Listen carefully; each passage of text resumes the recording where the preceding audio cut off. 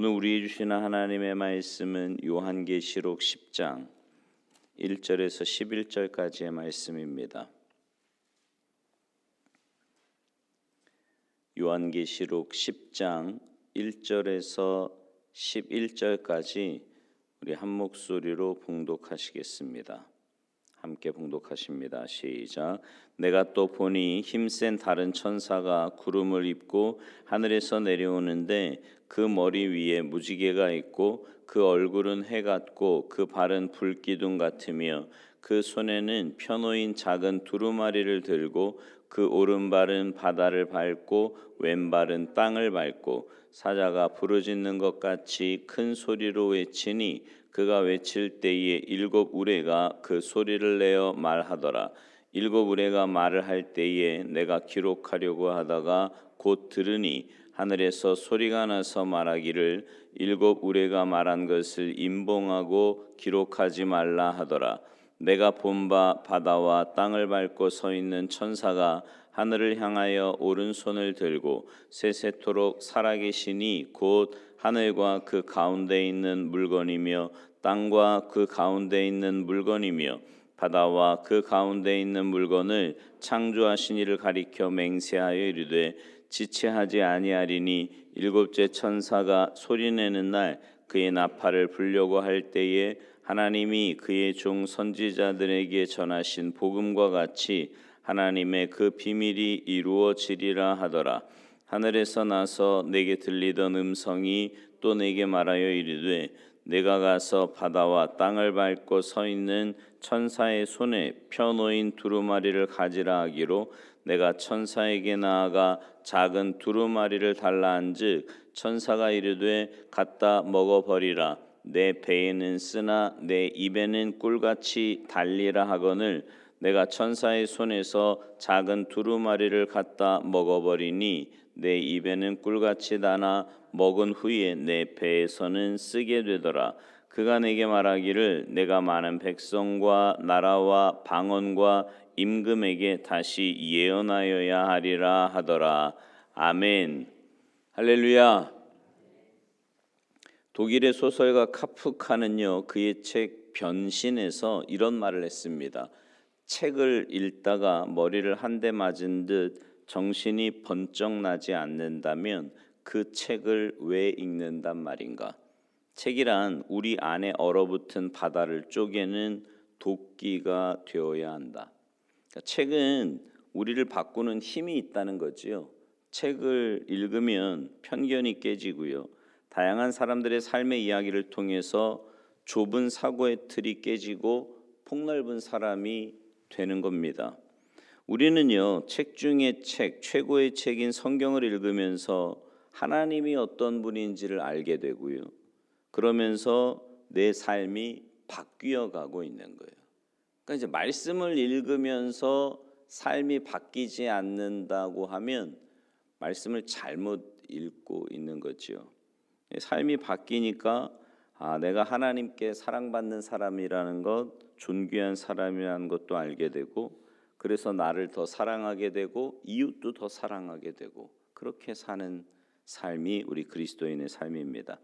오늘 본문은요, 여섯 번째 나팔 재앙이 있은 후에 일곱 번째 나팔 재앙이 있기 전에 막간의 성도들에게 주시는 메시지인데 성경을 읽음으로 고난을 이겨나가라는 겁니다. 내용은 이렇습니다. 한 천사가 손에 작은 두루마리를 들고 한 발은 바다에 한 발은 육지에 딛고 큰 소리로 요한에게 설교를 하고 있습니다. 요한이 설교를 받아 적으려고 하니까 하늘에서 음성이 들리기를 적지 말고 천사의 손에 있는 두루마리를 달라고 하라는 거예요. 요한은 천사에게 작은 두루마리를 달라고 하죠. 천사가 이거 갖다가 먹어라. 네 배에는 쓰지만 입에는 꿀같이 달리라. 이렇게 말씀해요. 여기 이 두루마리는 성경책, 하나님의 말씀을 말합니다. 성경책을 먹으라는 거예요. 여러분, 성경책은 읽는 거잖아요. 그죠? 읽는 건데 왜 먹으라고 그랬을까요? 말씀을 먹으라는 것은 먼저 말씀이 일용할 양식이라는 겁니다. 몸을 유지하는 가장 기본적이면서 중요한 게 밥 먹는 거예요. 그죠? 건강할 때는 밥맛이 좋죠. 근데 몸이 아프면 밥맛 없어요. 네. 영적으로도 그렇습니다. 말씀이요, 성도들에게 일용할 양식이에요. 매일 먹어야 합니다. 여러분 하루 최소 2끼 이상은 드시죠? 육신을 위해서는. 네. 그런 것처럼 영을 위해서도 매일 그렇게 드셔야 돼요. 성도의 삶에서 가장 기본적이고 중요한 게 말씀을 읽는 겁니다. 여러분 우리 안에는요, 하나님의 말씀대로 살아야 하는 그 마음, 살겠다고 하는 마음과 아니면 내 죄성대로 살겠다고 하는 이 두 가지 마음이 계속 싸우거든요. 근데 어느 쪽이 이겨요? 잘 먹는 쪽이 이기는 거예요. 잘 먹는 쪽이. 매일 말씀을 읽지 않으면 어느새 나도, 여러분 신앙 좋다고 하는 분들도요, 한 달만 말씀 안 읽어보십시오. 어느새 내 죄성대로 살고 있어요. 한 달까지 갈 것도 없어요. 한 주만 안 읽어보세요. 내 죄성대로 살 수밖에 없어요. 힘이 없는 거거든요. 말씀의 양식을 매일 먹지 못하면 나도 모르는 사이에 영혼이 약해지고 쉽게 병이 듭니다. 여러분은 어떠세요? 이렇게 우리 인생의 가장 기본적이고 중요한 것, 말씀을 먹는 것, 말씀을 읽는 것을 매일 잘 하고 계십니까? 매일 하셔야 돼요. 아무리 강조해도 지나치지 않습니다. 두 번째, 말씀을 먹으라고 하는 것은 말씀을 먹으면 힘이 나기 때문에 그렇습니다. 여러분 밥 힘으로 산다는 말이 있잖아요. 그죠? 이렇게 연세 드실수록 식사를 잘 하시는 분들은 건강하시더라고요. 먹어야 힘이 생기잖아요. 영적으로도 그렇습니다. 말씀을 먹어야 섬기고 봉사할 힘이 생기고요. 배고프면 금방 지칩니다. 짜증나요. 어떤 분이 이런 얘기예요. 정말 이렇게 마음을 잘 지키고 믿음으로 살아야 된다는 건 알지만 순간순간 그러지 못하고 무너질 때가 너무나 많다는 이야기를 해요. 왜 그러냐면 힘이 없는 거거든요. 왜 힘이 없어요? 먹지를 않으니까 힘이 없는 거예요. 말씀을 먹지 않으면. 말씀을 못 먹으면은요, 하나님의 일을 하면서도요, 짜증이 나요. 힘이 듭니다. 그러나 매일 말씀을 먹으면 힘있게 봉사할 수 있고요, 기쁨과 감사함으로 섬길 수 있는 거예요. 에스겔서 2장 8절 이하에 보면 바벨론에서 포로 생활하고 있는 에스겔을 선지자로 세우시는 장면이 나오는데, 나라가 망해서 바벨론에 잡혀가서 아무 희망도 없는 유대인들에게 위로와 소망의 말씀을 전하라고 에스겔을 선지자로 세우시는 겁니다. 근데 그때 하나님께서 에스겔에게 너가 먼저 말씀을 먹으라, 말씀을 네 배에 넣으며 네 창자에 채우라고 하십니다. 내가 먼저 말씀을 먹고 힘을 내야 하는 겁니다. 먼저 위로를 받고 먼저 내가 기쁨을 얻어야 하는 거예요. 말씀을 통해서. 그 후에 에스겔은 절망 가운데 처한 유대인 동포들에게 위로와 희망의 메시지를 전할 수 있었습니다. 사명을 감당하기 전에 먼저 말씀을 먹어야 합니다. 사도 요한, 예레미야, 에스겔 모두 고난의 현실 가운데서도 말씀을 먹고 힘을 얻어서 사명자의 길을 끝까지 간 사람들이에요. 말씀을 먹어야 힘이 납니다. 여러분 우리가 살아가는 현실이 그리 쉽지 않습니다. 간단하지 않아요. 경제 여건 어렵고요. 남북 간의 고도 긴장, 나라 요즘 보면 난리도 아니지 않습니까? 불안한 마음이 쉽게 들 수밖에 없는 그런 상황이지요. 쉽게 지칠 수밖에 없는 현실이에요. 근데 우리는 이런 시대에 이 시대의 요한, 이 시대의 에스겔, 이 시대의 예레미야입니다. 다시 말하면 우리는 사명자들이다 이 말이에요. 그러니 우리가 먼저 말씀을 먹어야 합니다. 사명자는 말씀을 먹지 않으면 하나님의 뜻대로 사명을 감당할 수가 없어요. 말씀을 통해서 내가 먼저 기쁨을 얻고 위로와 소망과 희망을 가져야 합니다. 그러면 어려운 환경을 헤쳐나갈 힘도 생겨요. 여러분, 하나님의 일을 하는데 하나님의 일을 하면서 기쁨과 감사함으로 하십니까? 아니면 원망과 불평과 짜증으로 하십니까? 후자 쪽이라면 안 하는 이만 못하거든요. 안 해야 돼요. 후자 쪽은 그냥 먼저 하나님과의 관계를 정립을 해야 합니다. 그게 본인에게도 좋고 공동체에도 좋아요. 그러려면 어떻게 해야 돼요? 하나님이 나타나셔서 너 왜 그러냐 이러지 않으시잖아요. 말씀을 통해서 자꾸만 깨달아야 한다는 거죠. 말씀을 통해서. 마지막으로 말씀을 먹으라는 것은 말씀이 삶을 변화시키기 때문에 그렇습니다. 아기들은 엄마 젖을 먹고 자랍니다. 좀 지나면 이유식하고 밥 먹죠. 젖을 먹다가 밥을 먹으면서 1년, 5년, 10년 계속 자라가는 거예요. 영적으로도 그렇습니다. 1년, 2년, 3년, 5년, 10년 꾸준히 말씀을 듣고 읽으면 나도 모르는 사이에 믿음이 성장을 합니다. 오늘 말씀 들었다고 당장 큰 변화 생기는 거 아니죠. 말씀 듣고 내일도 말씀을 읽고 다음 주도 다음 달도 내년에도 이렇게 꾸준히 말씀을 듣고 읽으면서 우리의 생각이 서서히 바뀌고 행동이 변화되고 삶이 바뀌어지는 거예요. 그러니까 여러분, 말씀을 읽는데 읽는 행위에 만족하지 마십시오. 안 변해요.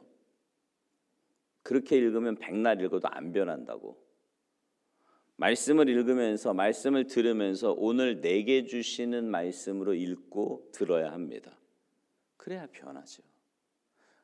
아니, 세상의 책도 변하지 않는다면 못하러 읽느냐? 세상 사람들도 이런 얘기하는데 하물며 하나님의 말씀을 읽는데 안 변해. 왜 읽는 거예요? 그죠? 하나님의 뜻을 깨달으면 그 깨달은 말씀대로 내 삶이 변화되어서 주님을 닮아가야 되는 거 아닙니까? 말씀은 일용할 양식이에요. 말씀 먹으면 힘이 납니다. 말씀이 우리의 인생을 변화시키는 겁니다. 그런데 오늘 본문 10절에 보면 말씀이 달다. 이건 뭐예요? 말씀이 주는 기쁨과 은혜가 있다는 거죠. 소위 말해서 은혜 받았다 이런 말이잖아요. 근데 은혜 받은 말씀이 내 것이 되기까지, 내 삶의 체질이 되기까지 힘든 과정이 남아 있어요. 내 입에는 꿀같이 달아 먹은 후에 내 배에는 쓰게 되더라. 왜 말씀을 소화시켜 내 것으로 체질화하기까지가 이렇게 어렵고 쓴 걸까요? 말씀이 내 가치관을 형성하고 내 인격이 되기까지 시간이 걸리고요. 부담스럽고 때로는 소화도 되지 않는 고통을 겪는 이유가 뭘까요?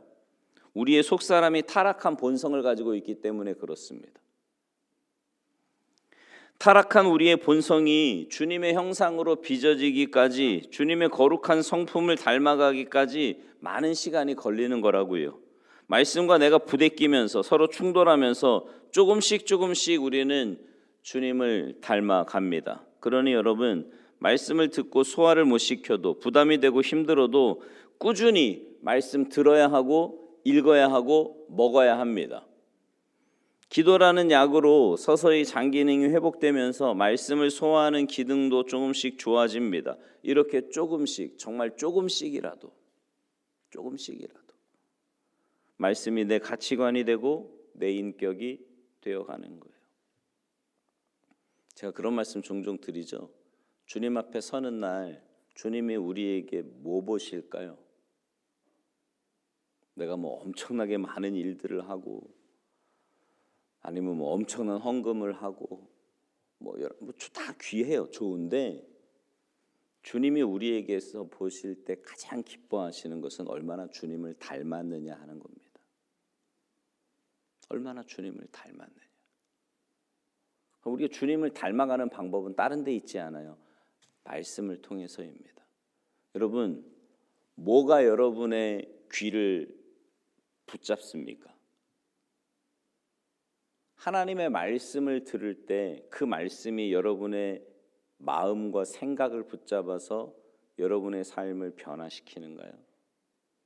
아니면 세상의 소리, 사람의 소리, 눈에 보이는 것들이 여러분의 마음과 생각을 붙잡아서 여러분의 삶을 주도하고 있는가요? 이 굉장히 중요한 문제예요.